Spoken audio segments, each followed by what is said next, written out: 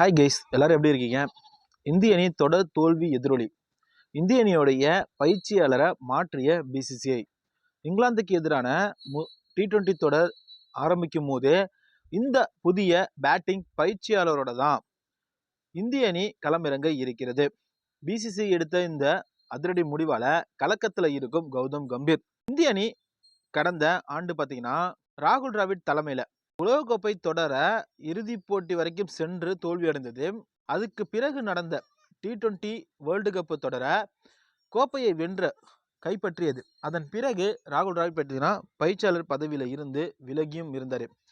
அதன் பிறகு கௌதம் கம்பீர் தான் இந்திய அணியோடைய பயிற்சியாளராக நியமனம் செய்யப்பட்டார். நியமனம் செய்யப்பட்டதுக்கு பிறகு தான் இந்திய அணிக்கு அந்த தொடர் தோல்வி அப்படிங்கிற ஒன்றே ஆரம்பிச்சது.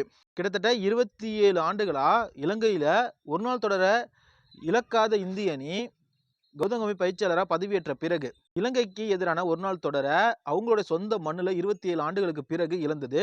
அதை தொடர்ந்து இந்தியாவுடைய சொந்த மண்ணில் நடைபெற்ற நியூசிலாந்துக்கு எதிரான டெஸ்ட் தொடரையும் இந்திய அணி வாஷ் அவுட் ஆனது. டெஸ்ட் இறுதிப் போட்டிக்கு செல்லும் வாய்ப்பையும் இந்தியா இழந்தது. அதை தொடர்ந்து கவாஸ்கர் டெஸ்ட் தொடரான ஆஸ்திரேலியாவுக்கு எதிரான 5 டெஸ்ட் தொடரில் இந்திய அணி பார்த்தீங்கன்னா படுதோல்வியை தந்தித்தது. கிட்டத்தட்ட 10 ஆண்டுகளுக்கு பிறகு இந்தியா இந்த தொடரை இழந்தது, அதுவும் கௌதம் கம்பீர் தலைமையில் தான்.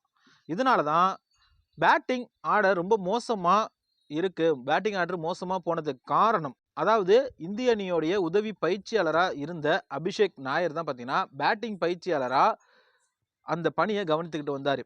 அவரை தற்போது இந்திய அணியோடைய பேட்டிங் பயிற்சியாளர் பதவியில் இருந்து நீக்கிவிட்டு இந்திய அணியோடைய தலைமை பயிற்சியாளராக இருக்கக்கூடிய சித்தான்ஷு கொடக் அப்படிங்கிறவரை இந்திய அணியோடைய பேட்டிங் பயிற்சியாளராக பிசிசிஐ பார்த்தீங்கன்னா நியமித்து இருக்கிறது.